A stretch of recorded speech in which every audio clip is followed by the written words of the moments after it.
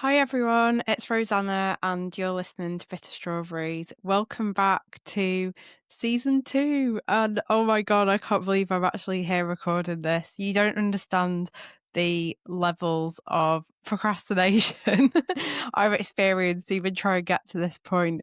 I last released an episode quite a while ago, like a solo episode, and my season one of Bitter Strawberries ended pretty abruptly. I always planned to go back to it. Did I ever think that I would leave such a big gap? No, but life happened. Maybe it was necessary for me to step away for a bit.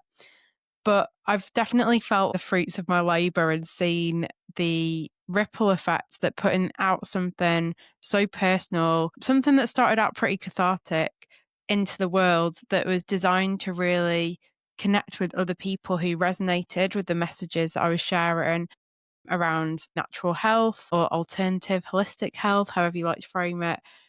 Menstrual cycles, raising menstrual cycle awareness, women coming back into trust and understanding and awareness with their bodies, going against conditioning and conformity of society and all the kind of pressures of work and expectations and things that are placed onto us, and really being a bit rebellious and a bit creative and just going and doing your own thing, which is very much the life that I feel like I've been living for the past few years. It's not been without its bumps along the way. It's been incredibly challenging at times, but I have learned something through every bit of the process, every step of the way. And even when I've wanted to throw the towel in, I've known deep down that I don't really want to do that. That actually there's something within me that's like, this is your mission, this is your purpose. You're here to do this work, and whatever ways you find to do it, you just have to keep going. You have to put there's a real perseverance within me, and yeah, resilience, I guess, that every time I get tested, I'll just keep pushing back, at least for now anyway. That's what it feels like. So, a bit of backstory if you've never listened to an episode before, you don't know much about me. I'm Rosanna, I'm 31. I live in Manchester in the northwest of England in the UK. And I'm, like I said in my intro, I'm a menstrual cycle coach, an educator, and an artist. And I'm often adding different titles to what I do because what I've really come to realize over the past few years is that I'm so multi-passionate that I hate being told to fit into a box, which is the main reason I left 9 to 5 corporate work, because I just need to be expressive and I need to expand outside of that. And I've always felt really limited by job titles and by working for organizations and an organizational cause rather than my own mission, something that's coming from me, that's something that feels self-led, I guess. Yeah, so in a nutshell, my whole podcast started because I got diagnosed with hormone-positive breast cancer in November 2022. And if you go back to the very first episodes of the podcast, that's what I talk about in depth, in detail. And like I said, it was very cathartic because I just needed to get something out there.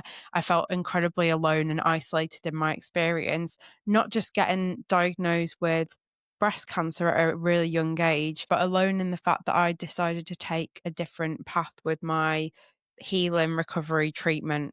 I got this diagnosis in November 2022, and it took a lot of time for me to make decisions that felt more my own rather than what other people were telling me to do. But you might know this, you might not, but I come from a family that, particularly my mum's side of the family, that have very much favoured like natural health practices for a long time, and have always sort of questioned a lot of mainstream Western medicine. And I've come to understand more about why that is over the past year, which I'm sure I'll share a bit more on later. So I always had that in the background. I haven't taken a lot of medication my whole life. I've never been on the pill. I've never taken antibiotics, things like that. Have not had a lot of vaccines. So yeah, it was an interesting point in time because so many people around me outside of my immediate family expected me to just go down the traditional path of all the things I was being told by the doctors, which was chemotherapy, radiotherapy, endocrine, hormone treatment. And it was going to be a pretty long journey and experience of all of that. And I decided to go with some of what they offered. So I had a lumpectomy surgery.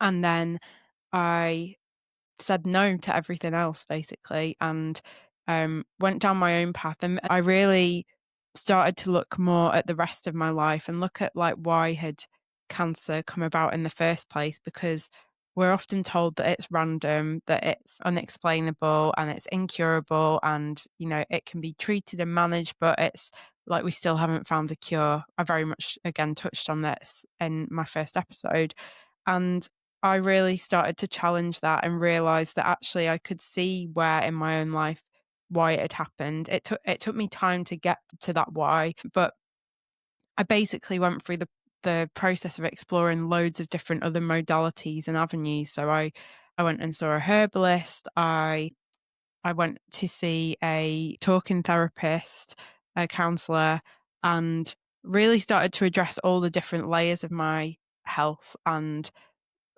dig deeper, because when I was given the label of hormone positive breast cancer diagnosis, and I was told that my cancer was being driven by estrogen and progesterone in my body, I was like, how can that not be connected to my menstrual cycle? Yet no doctor ever asked me anything about my menstrual cycle. And if they had, they would have found out that I'd had incredibly painful periods for years, PMDD experiences and symptoms, and really struggled in my premenstrual time. And I was living incredibly out of balance and oblivious to, or very unaware of my cycle, even though it felt like a very self-destructive time every month. But I was hiding and pushing that away, and putting up a lot of resistance to it. And I just thought that's how it was, and that I just had to cope with it. Um, and was often like repeatedly taking, in that case, ibuprofen and paracetamol, like on repeat every hour, well, every hour or something, to cope with the pain. So it was like, yeah, there was all this other part of it, and I started to connect the dots, and I started to put a whole jigsaw piece puzzle together, and really started to form my own path, my own understanding of what had happened to me and why it had happened. And that gave me a great amount of agency and compassion for myself. Again, this came gradually, but I really started to see that I started to get drawn into looking into menstrual cycle education and awareness through reading books and podcasts and following certain people in the field, and it became this absolute light bulb moment. Oh my God, this is at the root of everything. Like, I've been living so out of balance with my natural cycle. I've been taught to see my natural cycle as a burden, as something shameful and disgusting and embarrassing. And I've internalized all of this, and it's affected my emotional state and who I am in the world and how I behave and interact. And I'm not listening to the natural rhythms of my body and those phases of rest and slowness, and then those phases of being active and more doing. I was just in a constant doing energy, or a more masculine linear energy, however you want to phrase it.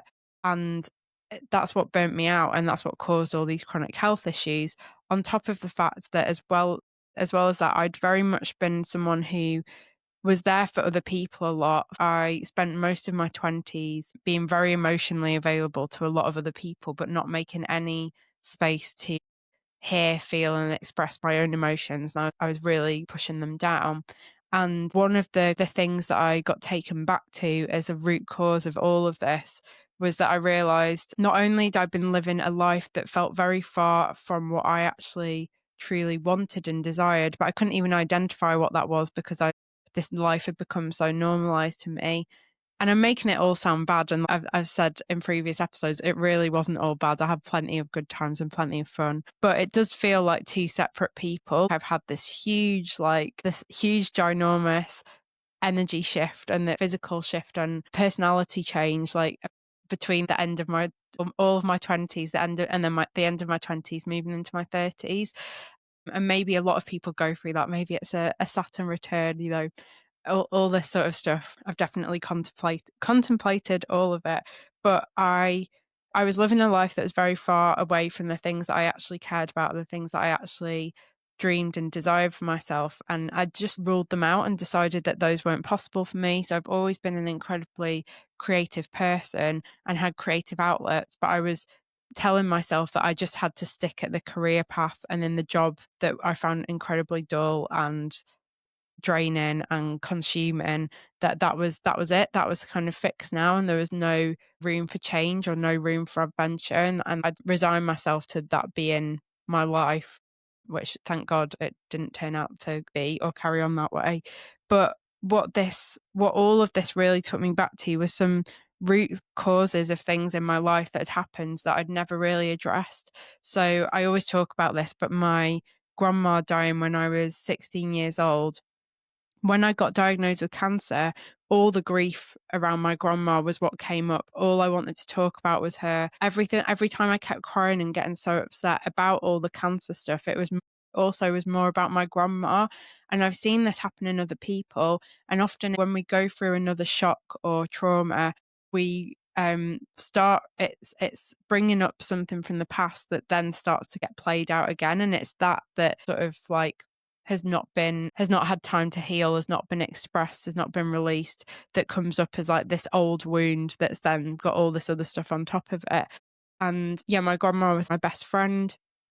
She was very much like the matriarch of our family. She died so suddenly that it was such a shock to my system. And I was only 16. I was really just a child. It had such a huge ripple effect throughout my whole family that I couldn't process and deal with it at the time. So I might have thought that I grieved, but I really didn't allow myself to grieve for her. So all that grief kind of came up 15, 16 years later after when I got this diagnosis. So a really profound moment for me, and it sort of took me back to mourning that loss of how big a role she played in my life. I'm feeling more connected to that lineage and my ancestors, particularly on that side, and that's been incredibly rewarding and healing for me, especially over the past few years. But yeah, it's I got to that place through tried all these different practices. So through hypnotherapy, I did energy work like Reiki. I've done Akashic Records readings. I've done tarot. What else?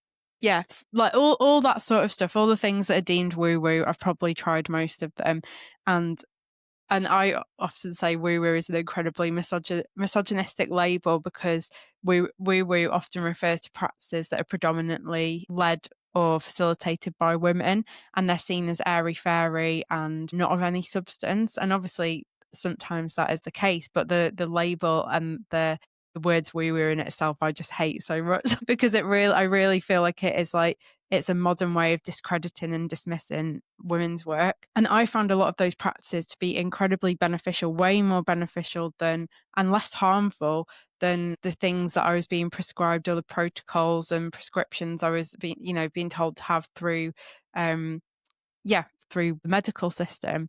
So it's been an interesting few years. All of this has kind of gone on, and then I threw out more of the other side when I started to feel more like myself again, but a new version of myself. I was like, what do I really want? And I realized that I stayed in the job that I really didn't like for quite a bit after my cancer diagnosis and going through the natural healing process. And it got to like December 2023 of that year, and I realized I just couldn't do it anymore. And I think I described this before, but I woke up in November 2 years ago, it'll be, and was just woke up and was like, I'm quitting my job. I'm not doing it. I had no backup plan. I just knew that I couldn't be there any longer. And the first period that I had after I left that job, the first pain-free period I ever experienced in my whole life. And I think that says so much because it caused me so much stress and there was so much emotionally there that was wrapped up in it. And I didn't feel safe there. And that's what, walking away from that place and not knowing what was going to come next, but trusting in the unknown was huge for me. Did it also come with lots of other anxiety? Yes. Financially, it's been a real strain. I really struggled at first. I've got my partner, I've got my family, I had support around me, and I'm sure it was much easier for me than it would be for lots of other people. But it really tested me because this didn't happen overnight that I then transitioned into running my own successful business. Whilst I'd been In my old job, I'd started to train as a menstrual cycle coach because I'd been doing counseling training for a year before that and had lots of voluntary experience of it, but just realized that even that I didn't want to continue with. Like this whole education and awareness I'd started to build for myself around my menstrual cycle, which had been hugely transformative. I knew that there was more purpose for me in that. So I went and trained as a menstrual cycle coach and facilitator, and that was really amazing. So that I knew I had that in the background that was going to become something bigger, but it wasn't like I could fully go straight into that after leaving my job. So I went through months of part-time work, of trying working in a school, which was horrendous, quitting that, and then getting lots of random casual jobs and having short-term contracts. And anyone who knows me in person knows that I've managed all of these over the past few years. Sometimes I'm like, have I just built my version of a 9 to 5 through doing lots of different things, but having income from different places? But it's actually I've realized that even if those are jobs that I don't want to do forever, they've served a purpose in the greater like the greater plan of what's going on, and I don't even know the plan. I'm trusted in the divine that this is the plan for me. And I still have some agency and influence and creative, input into it, but also knowing that there's bigger forces at play than me, and I just have to hand it back to that. So I've done all these different things, and I've met so many amazing people through the process. Like I got a job working in a gallery part-time. I love art and culture is my background. That's what I've worked in for years. And again, it felt like I was really pulled back into that creative circle of people, because so often the case that when you work in those places, everyone you meet is an artist of some sort and really interesting people. So that was really amazing. And I work at these events and concerts, doing event setup, and I've made friends through all these places. And I think it's actually rebuilt. It's helped me to build my confidence back up, because I felt a lot of social anxiety after going through everything I went through and didn't know how to interact with people again, because I felt so different. And my friendships, my relationships with people have definitely shifted a lot and changed over the past few years. And that's been a whole experience in itself. So it's it's like I've gone from the best way to describe it is I've gone from my hermit phase. I've gone from my time of needing so much seclusion and leaning into hermitdom, like needing to be under a rock, not under a rock, but just in a cave of my own home, and really looking after myself and not seeing people. I know people always say, but you can't heal alone. You have to be in community. But I honestly needed that time so much. And it was sometimes a time that I think no one else would have fully understood unless they've been through it or been through something similar. And I needed that. I almost needed, and I describe it as like an ego death in so many ways, but I needed parts of me, old parts of me, to shed and disintegrate and disappear and vanish into the ether, to then rebuild this new me, this new identity. And it's not that the old version of me was bad, which I definitely got wrapped up in thinking that I was a bad person before. It's not that that part of me was bad. It's that I've just evolved. I've just grown, which is what we're meant to do. We're meant to be constantly evolving and growing. And my cycle has been the best teacher of that more than anything, because it's shown me that um there's a fresh start. There's always, we plant a seed, something grows, the start of a new cycle. As women, as people with wombs, as people who menstruate with cycles, we're constantly changing. No 2 days of our cycle are ever the same. And I've really leaned into embracing that, and it's had beautiful effects and consequences on my life. So I feel that's a bit of a nutshell version of everything that's happened to me over the past few years. And through setting up my own business, I've experimented with loads of different things. You probably know I have a very tangenty brain. I always describe it as that. I go off on lots of different tangents. I've created lots of different offers.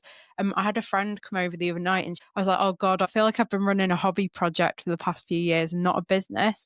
Because sometimes I'm like, do I take it seriously enough? But a lot of that is the conditioning around how we think, like that we think business should be run.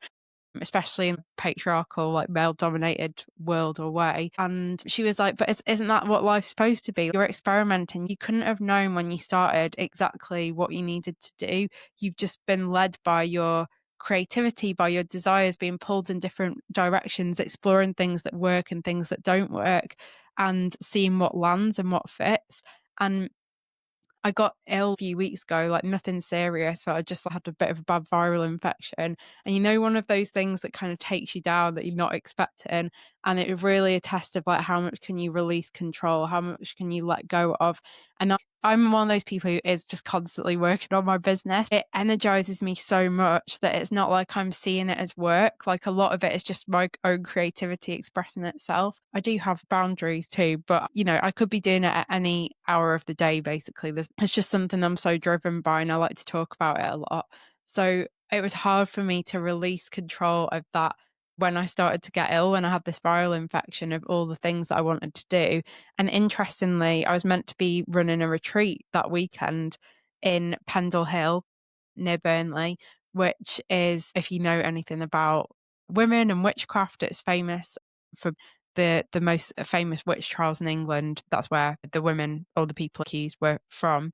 And I was doing it around Samhain, so around Halloween, and a very, very special time of year. And I was really looking forward to it. But I've had all these crazy ideas over the past year to be like, I need to do a solstice retreat. I need to do this. I need to do that. And I'm a manifesting generator in human design. If you didn't already know, if you know anything about what that is. So I am constantly creating. I can come up with ideas, things very quickly, and I can go at a pace that perhaps other people can't go at, and I can fully form something, but I don't always stick at one thing. And I'm trying to do more of that, not to go against my own energy type, but to really to give some sort of more relatability to the people who access my work and want to be part of it. Because I've through trying these different retreats, through coming up with all these different workshops and ideas, it's amazing. And I feel like I'm constantly prototyping, so it's taught me a lot. But sometimes I've had to be okay with things not working out, not selling tickets to retreats, not making profit, things not being popular or very well engaged with, and other things that I've done that have been that have been the opposite of that have been really popular and that have been successful. But it's knowing that in business and on this entrepreneurial journey that I'm on, things are never going to be plain sailing. They're never always going to be straightforward. You have to be ready for all those, or not even ready, but you have to go down all those diversions and turns. And I'm really passionate about people doing stuff like this, because I think it's to me, it's like a spiritual experience. It's a spiritual journey that you go on with yourself, because you're constantly learning about yourself. And it's something that I never really felt like I was doing to this level when I was working for other people. The whole focus of this new renewed Bitter Strawberries podcast series is because I've changed my views on so many things. Some of the things that I was probably talking about and sharing when I first started this podcast, I don't think, feel, or believe anymore. And it's also been okay with that, and it's still being publicly out there. It's just part of it, isn't it? And I'm actually quite proud of myself that I've not been so rigid in my thinking, that I've been able to allow that to adapt and respond to different things that have happened, and to witness my own views change, because again, it's kind of evidence of growth and openness and curiosity. So that's been good. But this season I'm very much focused on, I feel like I'm going back to what my original calling always was, always has been, but I've just maybe not always articulated it in this way. When I was a little girl, I always knew that I was meant to work with women or girls, or I was just drawn to that. And I did an episode about going to an all-girls school. I went to an all-girls state grammar school growing up in Lancashire, and that was an interesting experience in itself. No one in my family ever forced me or encouraged me to go there necessarily. I just, from being a really young child, I saw this school because it was next to my primary school, and I was like, I'm meant to be there. And I was obsessed with The Worst Witch, and I likened it to that, which is a book, famous books and TV series, if you're not familiar. I likened it to that. all the things that I liked when I was younger, these are the things I'm meant to be doing as an adult. How wild and crazy is that? I was so intelligent as a child. How did I not realize I was so in touch with my intuition? And the things I was drawn to as a child were art, painting, creativity, performing, public speaking, things that I'm doing now, even though I later or became very shy or always thought of myself as being very shy and introverted. Witchcraft.